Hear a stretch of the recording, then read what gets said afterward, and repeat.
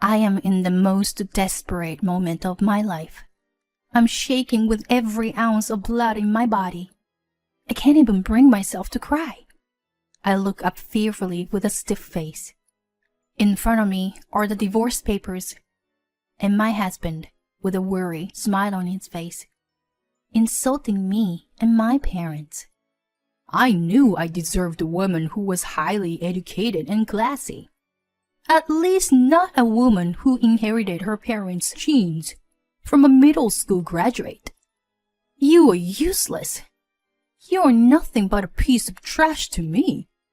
You are a high school graduate with no job, a middle school graduate father who works for a company I've never heard of, and an unemployed mother with no job. I'm not going to support this family with my hard-earned money. My husband's attitude changed as soon as we got married. He only thinks of me as an outlet for his stress. But I still believed in him. Taking care of the house was the only thing I could do for him. But one word from me led to the end of our relationship.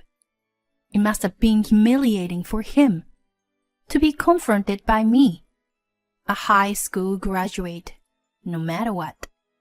How did this happen? All I wanted was to make a happy family. In spite of my apologies, I knew that the husband I loved was gone. Anger, sadness, hopelessness. I was still in tears, unable to sort out my feelings. At that time, I knew nothing. I didn't know what would happen to my pathetic husband, who could only judge people by their educational background. My name is Kara. My dream has always been to be a mother. From my early age, I looked up to my own mother. I wanted to get married as soon as possible, have children, and become the ideal mother. In the morning, I would wake up my husband and children, who slept late. I would prepare a delicious breakfast for them and make sure they had plenty to eat. I soak up the happiness of watching them and see them off with a smile. I would clean the house, prepare snacks for the kids, and think about what to have for dinner. When my husband comes home, we all take a bath and eat dinner together, kissing the kids good night and going to sleep every night so they don't get anxious. This is the kind of life I dreamed of. I talked about this with all the boyfriends I've ever had, if I got married in the future. They all said it was too much for them and dumped me. That's understandable. I guess they thought I was naive, that they couldn't be that responsible. But I never gave up on my dream. I kept being honest with them. Then I met Evan at a party I was invited to by chance. Kara, I think your dream is awesome. I'm the type of guy who wants my wife to focus on housework when I get married. I will be too happy if I had a lovely wife like you, Kara, waiting for me at home with kids. I felt I was destined to be with this man who smiled at me like that. Soon, we started dating. I found him to be very fun and reliable. That there were some things that made him seem a little obsessive. One time when I served him a meal at my house, maybe a little too much carbs. I like to eat more protein, you know. Put that in mind next time, okay?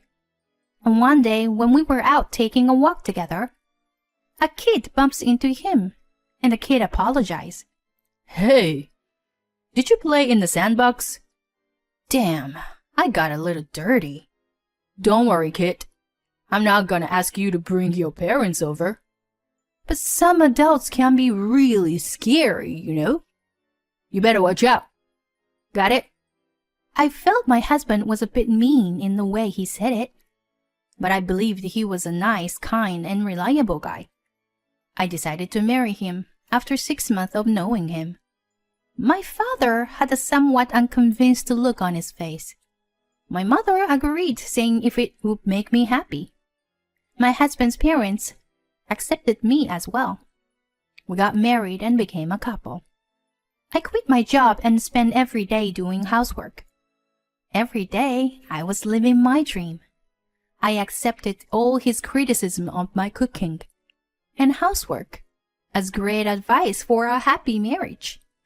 However, I began to think in a corner of my mind that maybe love is blind, or maybe it was a little too soon to marry him. Kara, I'm home. I'm exhausted. My parents, my business partner complained to me again. It's really pissing me off. When I complained about it, my junior colleague said it was my fault too. What a jerk. I see. It must have been tough. Thank you for working every day. Please tell me whatever you want. I'm a good listener, you know. What? No, you don't know anything about having a job, do you? It's not like you've been in a business much. Oh, my bad. You have been in the business longer than me. You started working after graduating from high school. Sorry. There he goes again. Ever since we got married, my husband has always made fun of me for having a high school diploma. My parents had prepared for my college education, but I wanted to return my favor to my parents by working hard and becoming an independent member of society. My husband graduated from a well-known university with high standards. He has been bragging about his high education ever since we started dating. He was also very proud of the big company he was working for. Working for a prestigious company is something you can't do without hard work. So I respected him for that. That's why I married him. And when we were dating, he didn't disrespect me that much. My husband must be under a lot of stress. Well, since you are a stay-at-home wife, I'll teach you what it's like working in a huge company. With that, my husband blurted out his complaints. In short, he said that his subordinates and the people in charge of his clients pointed out the mistake he made, and he didn't like the fact that they were all younger than him. They've got a lot of nerve taking shots at me. My husband's only been with the company for 3 years, so he's not that much older than them. That's what I thought as I listened. Hey, are you listening to me? I'm trying to talk to you even though I'm tired. Can't you even make conversation pleasant? I'm listening. I'm sorry. But they are almost the same age as you, aren't they? I just thought you could improve each other's as a team, you know? What? Why are you giving me an opinion? Why are you talking over me like I'm not good enough? That's not what I meant. You should be thankful that I married you, even though you only graduated from high school. Don't you know how to respect your husband? I regretted that I said anything to him. Whenever I say something he doesn't like, he verbally attacks me. As you can imagine, I'm getting a little tired of it. My father's face suddenly flashed through my mind. My husband grimaced and said something even more unforgivable. Well, a middle school graduate like your father can only produce such a foolish daughter. A middle school graduate can only work at a local small business. Your dad's pathetic. Isn't he about to retire, isn't he? Do small businesses offer retirement benefits? I can't see myself living a life of normal people with just a little money. Well, don't worry. Mine is a big company. I'm getting a big retirement bonus. Enough! You can make fun of me all you want, but please don't make fun of my father. I know you are under a lot of stress, but don't make it on me. I never get angry no matter what he says to me. But when he said that about my father, I lost my temper. I couldn't allow him to insult my father, who had worked so hard for the family. I said what I wanted to say, and ran out of the house with my cell phone. The word divorce crossed my mind. But the crisp winter air cleared my anger-driven mind a little. I wanted to hear my father. I wanted to hear my father's voice. So I tried to call him. But I was afraid that I might worry him. I walked around in a daze, worrying. I found myself a long way from home. I will apologize to my husband when I get home. We've only been married for a few months. The fight we had today is just a blimp in what will be a long future. Something much worse could happen. I can't marry anyone if I'm thinking about getting divorced over something like this. When I arrived home, my husband was already asleep. Tomorrow is his day off, and I will make him all the meals he likes. And I would apologize. With that thought, I also went to sleep. In the morning, my husband woke up and left with a grumpy look on his face. He didn't mention what had happened yesterday, but I guess he was still feeling awkward. As I was making lunch, thinking about how I should apologize again, he came home. "Hi, honey. I'm sorry. I was so rude to you yesterday. I'll make you a lot of your favorite dishes today, so feel free to request anything." Whatever. Sit down. We need to talk. Then he quickly put a piece of paper in front of me. "What? Isn't this?" Yeah. You recognize it. It's a divorce petition. Yesterday, it became clear to me that you and I don't much. I felt a chill, as if all the blood in my body had drained out of me. Had I been so hard on my husband that he wanted a divorce? I couldn't say anything, so I kept silent, and he opened his mouth. I've been thinking about it, since you left yesterday. I knew that a high school graduate wife with a middle school graduate parents who works for a small business was no match for me. I married you because you were kind of cute, and I thought you would be at my beck and call. But I didn't realize you were such a useless one. I tried to talk, but I couldn't speak. I should have gotten down on my knees and asked him to forgive me. I shouldn't have said anything back. As if to push me away, my husband continued. Well, I'm sure there are more intelligent and refined women out there who are more suitable for me. Don't worry about me. I'll remarry soon. You will have a hard time now that I'm no longer your breadwinner. You are a high school graduate with no job, with a middle school graduate father and an unemployed mother.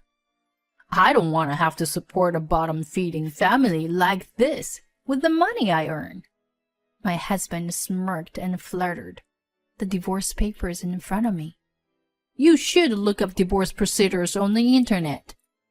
You could at least do that, right? Oh, I'll give you the house. It's in your name anyway. Bye. With that, he left with his belongings, which were probably already packed. My head is all messed up. I don't know what to do anymore. All I wanted was to get married, have children, and live happily ever after. I just wanted my father to see his grandchildren. I don't know how I got into this mess. I looked at the untouched meal I had prepared for my husband and cried out loud. I felt so hopeless. If I could go back to yesterday's fight, I would. I should have smiled and listened to him like I always do. I clutched the divorce papers and cried for a long time. After all, my husband didn't come home. After a few days, when I felt a little better, I started to look into divorce proceedings.